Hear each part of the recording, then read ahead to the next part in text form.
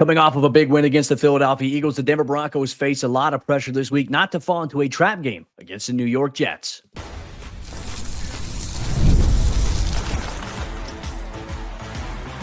You are Locked On Broncos, your daily Denver Broncos podcast. Part of the Locked On Podcast Network, your team every day. What's up, Broncos Country? Welcome into another episode of Locked On Broncos, your daily Denver Broncos podcast, part of the Locked On Podcast Network. You know, it's your team every day. Can the Broncos avoid the trap game this week against the New York Jets? It's one of the bigger questions that we have here. I'm Cody Roark, Broncos reporter for Mile High Sports, joined as always by Sayre Bedinger, site expert over there at predominantlyorange.com. Thank you so much to everyone in Broncos Country, all the everydayers out there. Thanks for tuning in, making us your first listen, however you choose to do so. If you're not yet an everydayer, become one. It's simple. It's easy here. On today's show, we got a lot to break down. We're going to get into a little bit of a tale of the tape, an early scouting report on the Broncos matchup against the New York Jets. We'll talk about how the Broncos offense cannot be the Jets streak ender this week. We'll also go through how the Broncos need to find a way to contain Breece Hall and Justin Fields with their dynamic ability. And then we'll go through why the defense needs to create more takeaways. The Broncos defense is playing at a high level, but they haven't got a lot of takeaways. How can they do that against the Jets? We'll dive into all of that here on today's show, which is brought to you by our friends over there at FanDuel. Right now, new customers can bet just $5, and if your bet wins, you'll get $300 in bonus bets to use all throughout the app. Sayre, my friend, I always love looking at the tell of the tape when we get the weekly release here. You get to see how these two teams stack up categorically, offensively, defensively here. Let's start off here with the Broncos offense against this New York Jets defense. I think when you look at this Jets team that is winless, obviously, there's areas that this Broncos offense can attack, certainly strength on weakness, but Jets defense is a little bit better than the team's record might indicate. Yeah, that's what people say, right? Is that you are what your record says you are. But this early in the season, I think it's a little bit of a misleading thing, where the Jets are 0-5 to start this season. Obviously, they've struggled, but they gave the Pittsburgh Steelers all they could handle back in week 1. They put up a lot of points a couple of times so far this season. They've obviously had their backup in there for a couple of games. So you really have to look at the details of the why behind the what, right? The what says they're 0-5, they're the worst team in football. But the why says that maybe there's some more to the story there. And I think with the Jets, the one thing that you talked about, Cody, saying the Broncos, they don't want to be a streak ender against the Jets. The number one thing that you don't want to do against this Jets team is be the first team to turn the ball over against them, right? I mean, that's one of the biggest storylines going into this week is that the Jets have yet to force a turnover on defense, which is pretty shocking considering the personnel they have on that side of the ball. I mean, it's been a bit understandable, right? That maybe the Jets are 0-5 because, well, they're breaking in a new quarterback. You've got a new coaching staff, new scheme on both sides of the ball, essentially. But the talent on that defense, if nothing else, you would think, hey, they could be forcing a number of turnovers with the personnel that they have. That's a bit maybe one of the most shocking stats through the first 5 weeks of this season is that the Jets have yet to force a turnover. So the Broncos, they don't want to be the first. Yeah, no, you don't want to be the first here. I think the Broncos have done a really good job for the most part of protecting the football. I don't think we've seen fumbles from them necessarily. Obviously, you talk about the most takeaway. I mean, the giveaways the Broncos have just been interceptions this season, though Bo did not throw one against the Philadelphia Eagles, which is a great sign here. But, you're right. I mean, you look at that defense, they have talented guys all the way across the board. You got Sauce Gardner. We know how grabby he can get in terms of the pass catching game. I'm looking forward to the matchup between he and Cortland Sutton. You have two guys coming off the edge, and Will McDonald and obviously Jermaine Johnson, who's questionable for this game, but I think the assumption is he's going to play.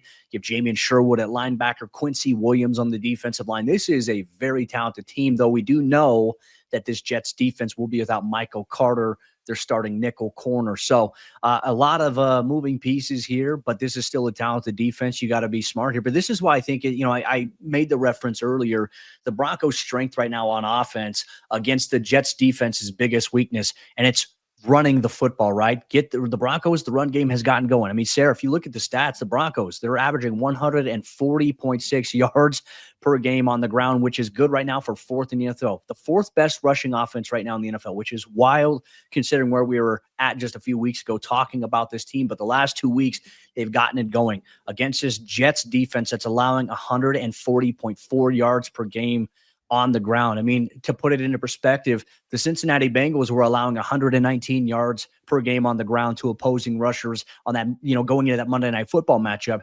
The Eagles defensively were allowing 113 yards per ground before Denver went into that matchup against the Eagles on this past Sunday. And now you're facing a defense that is susceptible to giving up some of these big plays and chunk yardage. This kind of plays into the strengths of the Broncos offense this week, saying, hey, let's lean into the run game. Though, as we talked about earlier, with Ben Powers being injured, how will Denver adjust? I think this is going to be a dynamic part to look at this matchup here early on. Well, and I think that's one way that you really amplify the strengths of whoever is going to be taking over Ben Powers' spot, right? Is you get the run game going early. A lot of times you hear these offensive linemen who are doing broadcasts nowadays, you'll hear them talk about how, man, it just builds your confidence so much when you're imposing your will on the ground early on. And that helps everything else in terms of pass protection, in terms of just the flow of the game, in terms of your overall feel. So I feel like the Broncos, Cody, they've got to come out swinging in terms of running the football heavily. Give us a heavy dose of J.K. Dobbins, RJ Harvey early in this game and impose your will. Build up the confidence for Matt Peart or Alex Palczewski or whoever it is that's going to be starting at that left guard spot. Run behind those guys and give them some confidence. Get them out pulling, do some play action.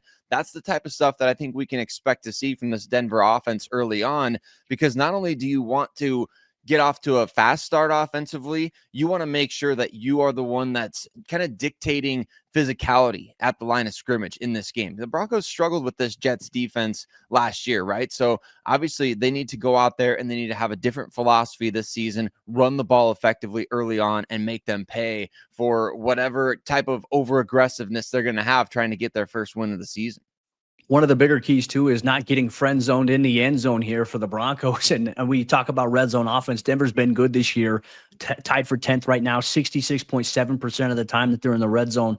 They come away with points here against a Jets defense that's allowing teams to score on 60% of their red zone possessions. But this also goes into the fact that I think the Broncos offense, this could be a game where if they get the run game going, Sayre, and then the play action game opens up, this is a chance for this Broncos offense to score a lot of points here. I mean, we know Denver right now coming into it, they're averaging 23.4, which is 18th right now. They're 18th scoring offense in the NFL, but they're going against one of the worst defenses right now in the NFL this season, with the Jets allowing teams to score 31.4 points per game, which is 31st right now in the NFL. I don't even know who, off the top of my head, who the 32nd ranked point scoring defense is this season. Maybe it's Baltimore. Dallas. Is it Dallas or is it Baltimore? Yeah. Let's take a look. I'll pull it That's up while interesting. you continue to. But I think that's going to be something that you have to monitor. Like, this is a defense that I just think they get worn down so much. You talk about an offense there and obviously New York that punts the football quite a bit. They settle for a lot of field goals. They don't have a lot of consistency or effectiveness. So, for the defense, I think you look at this Jets team and say they're on the field entirely too much. Can the Broncos dominate the time of possession, get down in the red zone, and obviously score points? Those are going to be the biggest factors here. And I think the run game is going to be the biggest key to the Broncos unlocking this type of success against the Jets defense here on Sunday. Early morning game, too, by the way, folks. Don't forget to set your alarms. Get your coffee pot to auto brew. It's going to be an early game.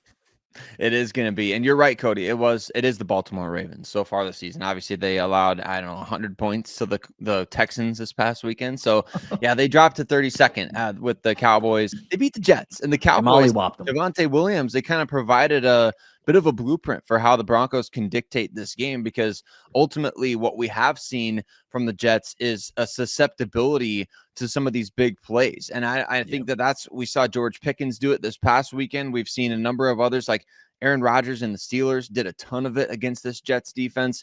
They've been susceptible to the big plays as well. They've been pretty stingy, though, on third downs, Cody. I did want to point that out. They've been fairly stingy on third downs. They have the 11th best third down defense rate in the NFL so far this season. So the Broncos are going to have to be good on those early downs to get into favorable situations. And if you do get into the red zone against the Jets, they are 16th in the NFL, allowing 60% of red zone opportunities to turn into touchdowns. So kind of an interesting little nugget there for a defense that's obviously trying to force takeaways, obviously trying to get off the field as often as they possibly can. We saw the Broncos, they punted 7 times against the Eagles. So the Jets are going to try to use that to their advantage, be aggressive, get the Broncos into third and long situations, and see if they can't create some of those takeaways.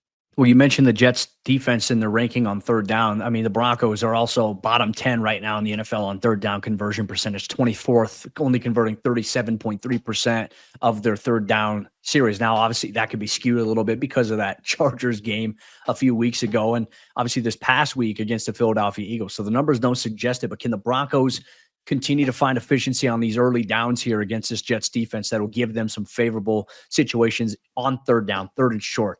That's the key here going forward. Maybe some back shoulder throws from Bo Nix to Cortland Sutton against Sauce Gardner. We'll have to see what the Broncos offense brings to the table against this Jets team. But Broncos country coming up next, we're going to tell you why the Broncos defense, they have to contain Breece Hall and Justin Fields if they want to win, and they have to ramp up the pressure. We'll dive deep into that here on today's episode of the show.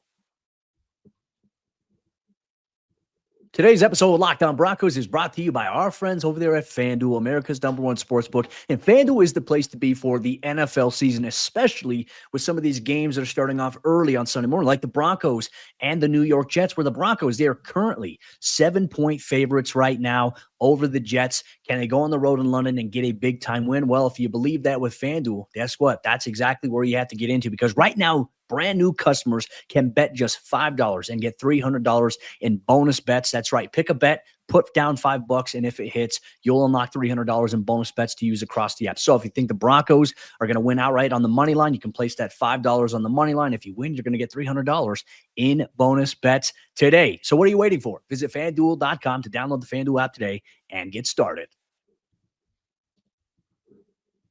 The Denver Broncos defense up to this point has not been able to figure out Breece Hall throughout the course of his NFL career. Breece Hall has kind of dominated the Denver Broncos, and he's been very good leading the Jets in yards from scrimmage once again this season. So how did the Broncos figure him out? Well, we're going to tell you all about it on today's episode, Locked On Broncos. And once again, Broncos country, just want to say thank you so much to every single one of you that makes us your first listen of the day every single day. Cody and I can't help but notice, obviously, you guys have almost got us to 20K on YouTube, which is a huge milestone for us. So we're really excited about that. If you haven't already done so, hit subscribe over there on YouTube. Help us to get over 20K, a big time milestone for the show here upcoming. But Cody, a big time milestone for this Denver Broncos defense would be kind of putting a little bit of a stop here to Breece Hall, the Jets running back. Obviously, somebody who, I mean, his status for being on the Jets this season was a bit in question. I know he's in a contract year.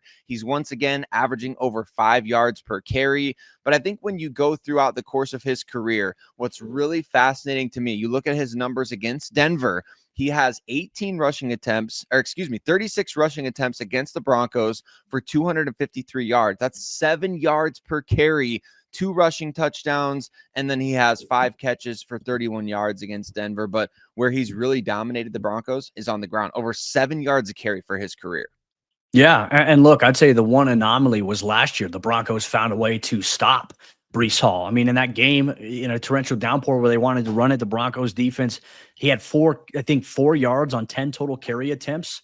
He couldn't get anything going. And I remember they were trying to toy a little bit with like the idea of rotating Breece and Braylon Allen. And obviously Braylon Allen's not going to play in this game. He suffered an injury that landed him on injured reserve. So the idea for this offense is going to be to kind of ride the rock here with Breece Hall. And the Broncos, they got a little bit of a blueprint last year. Remember the goal line stand too that the Broncos had against him, you know, in that torrential downpour there, the remnants of obviously, I think the tropical storm or the hurricane. But now you get an opportunity to go do that in another country. So I think that this is going to be a fun matchup here for Denver. You don't have to worry about the weather or the dynamics here. But I think the Broncos defense, based on what we've seen from them in terms of the run game, I think you have to watch out for, you know, them slowing down the run. But the number one thing you have to account for, Sayre, because he is also effective out of the backfield. We've seen teams capitalize on it so far against Denver, that wheel route. The Broncos have to figure out how to stop that wheel route and avoid getting those linebackers isolated in some of those unfavorable one-on-one matchups. That's going to be, I think, a big key to containing Breece Hall this week. Right, because Saquon Barkley had a touchdown on a play like that against the Philadelphia Eagles. Obviously, Jonathan Taylor had a touchdown like that, and we were complaining, like, why is nobody covering Jonathan Taylor every time he sneaks out of the backfield there? Nobody seems to be able to cover these guys when the Broncos are playing in these situations. And so it really scares you a little bit with a guy like Breece Hall, who has that explosive vertical speed. He can get upfield in a hurry. So the Broncos do have to figure that out, Cody. I don't know what the answer necessarily is. I don't think it's Alex Singleton, to be honest with you, but I think because he's been on the wrong end of these plays, unfortunately. Yeah. And so I think that that's just the reality of the situation, is that now you're going to be looking at, okay, when Singleton is on the field and the Jets are seeing man coverage, they're going to be deliberately trying to get the ball out to Breece Hall. So you have to have a plan for helping him out, and you have to have a plan for if you're sneaking him out of the backfield and you're trying to help Singleton, man, the Broncos can't get caught with their pants down on the other side of the field or deep downfield. So it's a tough situation for this defense, because they have been susceptible this season to giving up big plays. We saw that 3rd and 17 last week. So yeah, they've got to figure out how to stop Breece Hall. And you know, the thing with having Dre Greenlaw, this is where not having him hurt, Sayre, is that the Broncos, they could have a guy like that who could cover these running backs, but you can't change your defensive scheme by bringing a safety down, because you have to worry about the other receivers, tight ends here with the schematics that Vance Joseph runs defensively. You have to kind of live with right now that teams are going to try to pick on your running backs with these types of plays. And I think once Dre returns, which he is eligible to return next week against, I believe, the Giants, that's going to be an interesting development to watch. But they're going to try to get Alex Singleton in those one-on-ones. Maybe a fix could be, could the Broncos go a little more heavy dime, and can they maybe put Jahdae Barron as those guys? If you're going to isolate one of those matchups on a 3rd down situation, or maybe even a 2nd down passing situation, can you have Jahdae cover a running back? I would like that. I think that could be a fun role here, but right now it's just hard to make that happen.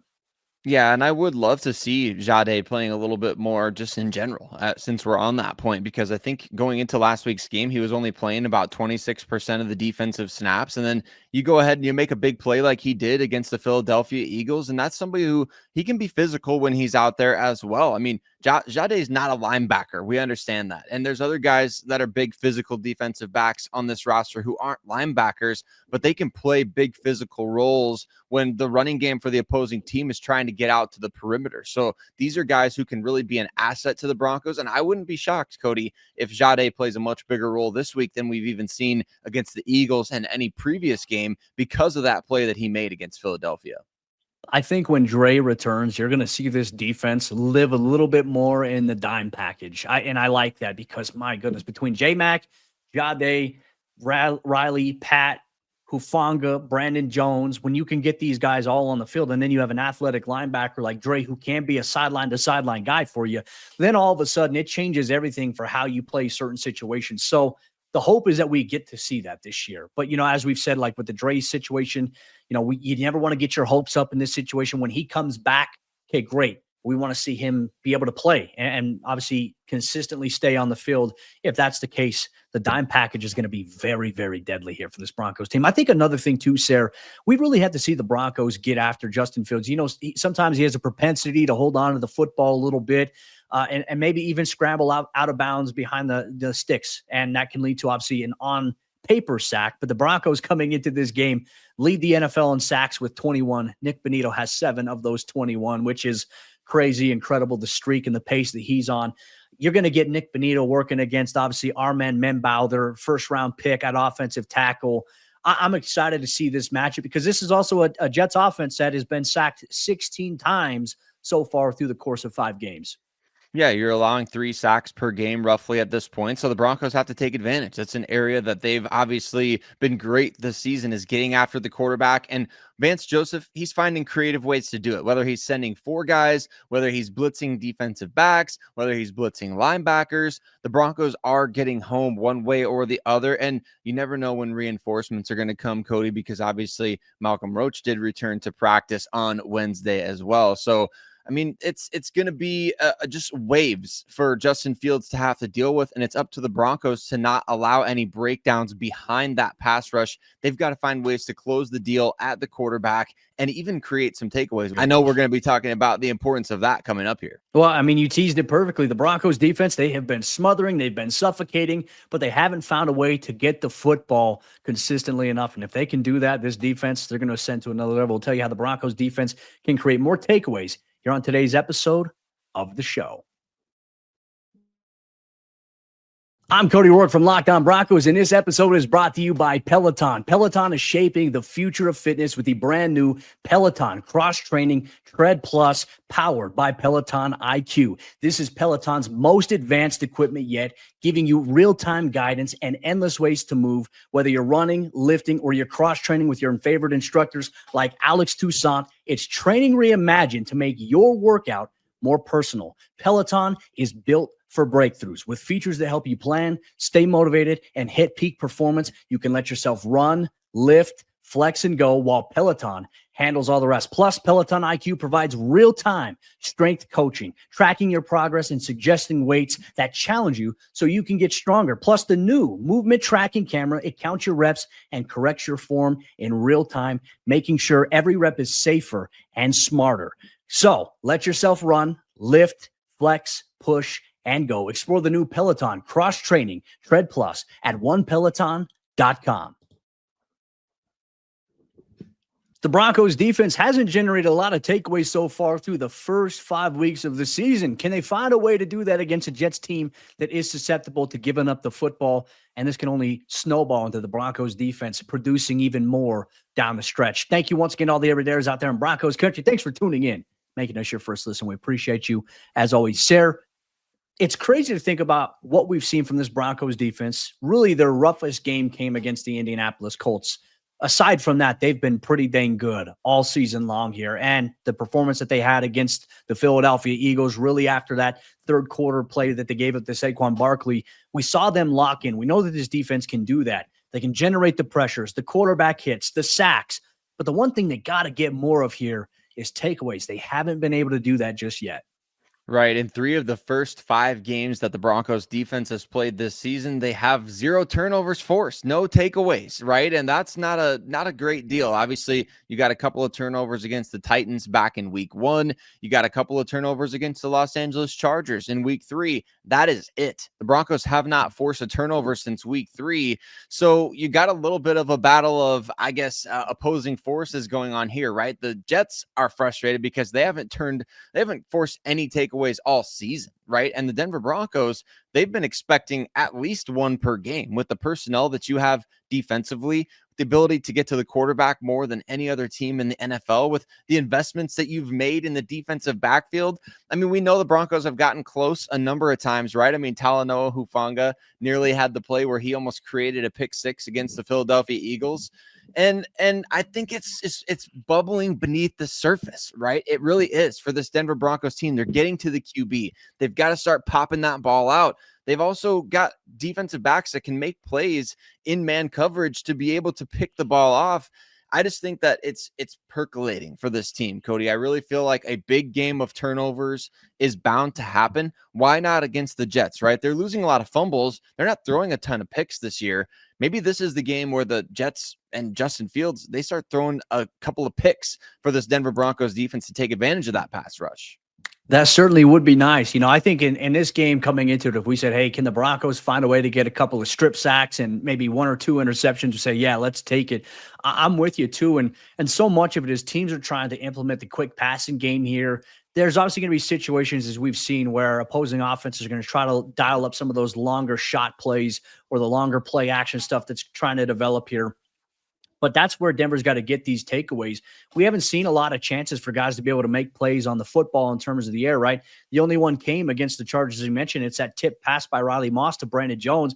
We love a good tip drill, but can we see some more interceptions here? And I would even say, too, I think Justin Fields here, we're trying to get some of these matchups against the linebackers this week. Will he throw the middle of the field here? This is where I think you have an opportunity to try to make some plays. They have to do it. I mean, Sayre, this trend of not getting takeaways outside of forcing a fumble, it's got to change. Like, you have to come up with picks. We thought, I know we did like an early projection in the season that the Broncos are going to, I think be at least a top 5 defense in takeaways. We have yet to see that. And the one guy who forced a fumble against the Chargers back in week 3 on special teams, Jonah Ellis, he hasn't practiced so far this week. He missed Wednesday's practice. He was on the side field. So we'll see where things are at as this team tries to maneuver some injuries on offense and on defense. But, man, the biggest key is if you take away the football, you amplify your chances of winning, and the Broncos have to do that. They have to put themselves in a position to do that a lot more. And, look, I'd say there's times where teams are going for it on fourth down. Denver's getting stops. That essentially counts as a takeaway, but it's a turnover on downs. We're talking about, hey, first down, you try to throw a ball across the middle of the field, it gets picked. We need more of that. Yeah, we do. I think just in general, it's being more aggressive on the ball and making sure that you are actually creating these opportunities for takeaways. I mean, sometimes it feels like ball gets punched out. That's kind of just luck of the draw because we know guys are punching at the ball all the time. So whether or not that happens, like that's just kind of up for grabs, essentially. It's not even a coin flip chance. But when you're reading a quarterback's eyes and you're jumping routes, when you're using your advantage of film study, you're seeing trends. Now that 5 weeks have gone by, you've got a lot of tape out there. You've got to now start making aggressive plays on the ball, especially in coverage for the Denver Broncos. It has to happen this week against the Jets, Cody. And I think that it can. I think this is an opportunity because it's not like Justin Fields has poor ball security when it comes to throwing interceptions or anything, but he will throw on occasion. He'll have games where he'll throw multiple interceptions. And yes, he likes to run and take sacks as opposed to putting the ball in harm's way. So the Broncos do have to do their part to make him make those mistakes, whether that's disguising coverage, whether that's bringing extra rushers and forcing him to have a quick internal clock, whatever it may be. Just be ready to take advantage of him making those quick snap throws and make the plays on the ball. Like Riley Moss needs the bounce back of an interception. Pat Surtain doesn't have one yet this year, right? So you got to get one for your best guys. And Talanoa Hufanga, man, he was so close to creating an interception for a touchdown against Jalen Hurts. Go make that play this time around. And so that's what we want to see to get to the next level. How impressive is it too, Cody, that the Broncos, they haven't been forcing a ton of turnovers, and yet the offense has still been able to do pretty well without remember last year, the excuse was, well, the defense keeps creating you short fields and you're getting all these extra turnovers throughout the course of these games. And that's not realistic going forward. Hey, the offense is still creating and being opportunistic, despite the fact that the defense is not forcing turnovers. And I would argue, man, the inability to force turnovers cost you the Colts game. It cost you the Chargers game late. Obviously, you forced a couple against the Chargers, but you needed a strip sack late in that game against LA. You needed a strip sack against Daniel Jones to hold on to your fourth quarter lead. This defense desperately needs to figure out a way to make these big plays happen. Yeah, and with the different types of dynamic coverages that they're running. I mean, there's times, Sarah, where they're playing cover 3 to one side. They're keeping their corners deeper than the deepest man. They're bringing a safety over the top, but they're playing man on the backside, right? Depends on if you have a single receiver, or they're playing cover 2 on the other side. So when you're getting these different zone looks, and the Broncos do a great job of disguising it, defenses are trying to like react to what the offense is doing, but the offense is trying to recognize quickly, okay, hey, they're in zone. Where's the soft spot here? I think the Broncos disguising their coverages the way that they have, I am genuinely surprised they don't have more takeaways, more interceptions, because how they play it is certainly confusing. If I'm playing quarterback, I'm thinking like, what the heck is happening here? So Denver hasn't had those chances.